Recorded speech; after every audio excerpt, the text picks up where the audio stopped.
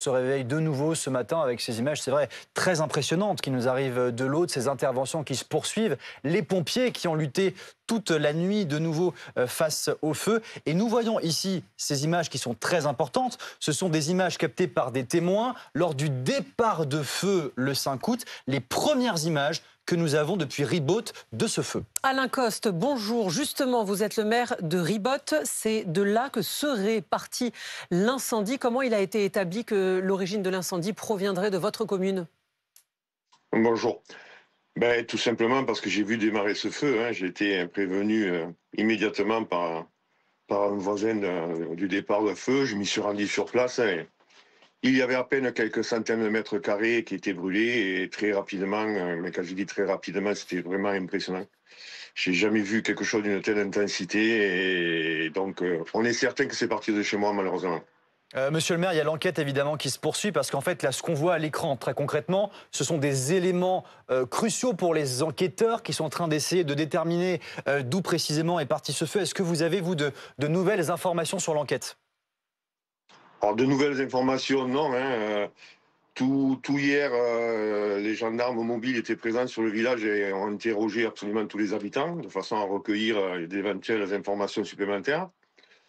Malheureusement, témoigner sur un véhicule qui serait passé, c'est très compliqué et de toute manière, on voit mal sur une route aussi passagère quelqu'un s'arrêter, prendre le risque de descendre et d'allumer le feu avec un briquet ou quoi que ce soit. Donc, pour ma part, je pense plutôt à un mégot ou quelque chose du style.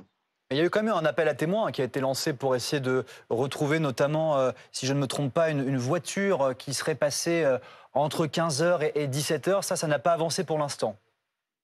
Pour l'instant, ça n'a pas avancé. Bien sûr que c'est la procédure, hein. Il est normal de demander de faire un appel à témoins, mais bon, on ne se fait pas trop d'illusions malgré tout.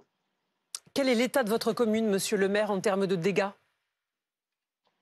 En termes de dégâts, la commune, qui est relativement petite, elle fait 900 hectares.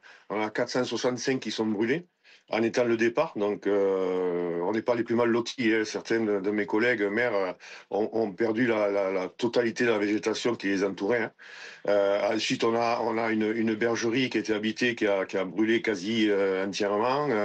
On a un bâtiment également qui était en travaux justement pour être transformé en habitation, qui a brûlé lui aussi totalement. Mais c'est également les dégâts au niveau des vignes qu'il a. Ça, c'est très dur parce que pour replanter une vigne, pour qu'elle reproduise, il faut une dizaine d'années. Donc, c'est là que ça va être le plus compliqué. On imagine qu'il y a de la fatigue chez vous, chez tous les bénévoles. On s'en rend compte quand on parle évidemment avec toutes les personnes sur l'antenne de BFM TV.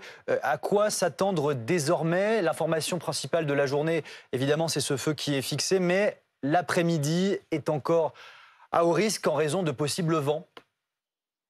Oui, là, je ne sais pas si vous voyez derrière moi, il y a de la brume, on a un très léger crashing, donc ça soulage les pompiers, heureusement. Mais bon, dès cet après-midi, on va retrouver des températures de l'ordre de 35 degrés et de même pas loin de 40. Donc, il faut malgré tout rester vigilant et les pompiers seront bien sûr présents sur place pendant encore plusieurs jours pour être sûr qu'il n'y a pas de reprise. On imagine que dans la vie d'un maire, il y aura forcément un avant et un après cet incendie gigantesque que vous avez vécu. Dans quel état psychologique vous vous sentez et comment vous appréhendez la suite? Alors même si on veut aller de l'avant, lorsqu'on tourne la tête et qu'on regarde nos massifs, la nature est là pour nous le rappeler. Malheureusement, les traces seront présentes encore très longtemps. Ce qui nous fait peur aujourd'hui, c'est que notre principale activité, pardon, c'est la viticulture, qui est touchée, je ne vais pas dire à 100%, mais pas loin à certains endroits. Ça va être très compliqué parce que 10 ans à tenir sans eau, sans moyens financiers, ça ne sera pas possible. Se tourner vers la deuxième activité qui est le tourisme, ça sera compliqué parce que je vois mal les touristes pardon, continuer à venir chez nous devant un paysage complètement défiguré. Donc le problème est entier. On a une réunion cet après-midi avec le préfet, on va évoquer un peu tout ça. On va faire remonter tout ça, bien sûr, au Premier ministre qui s'est engagé à nous aider. Et on espère qu'il tiendra parole parce que sans cela, ça sera vraiment très compliqué. Vous êtes donc dans l'attente, dans l'espoir. Votre sentiment ce matin, au-delà de la fatigue, si on résume, c'est quoi?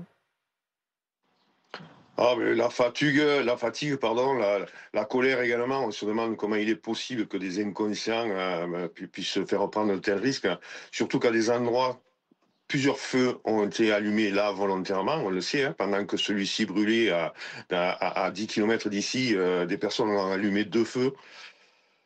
C'est incroyable. On ne peut pas imaginer qu'un humain puisse faire ce genre de choses avec les risques que ça encourt, que ça fait prendre à tous nos pompiers, à tous les habitants. Et derrière, le paysage de désolation que nous avons, enfin, on n'arrive pas à imaginer. J'espère que si les personnes sont attrapées, elles auront des sanctions qui sont très, très, très lourdes. Merci beaucoup, monsieur le maire. On rappelle qu'actuellement, il y a une enquête qui a tout juste débuté hier matin pour déterminer les causes de cet incendie.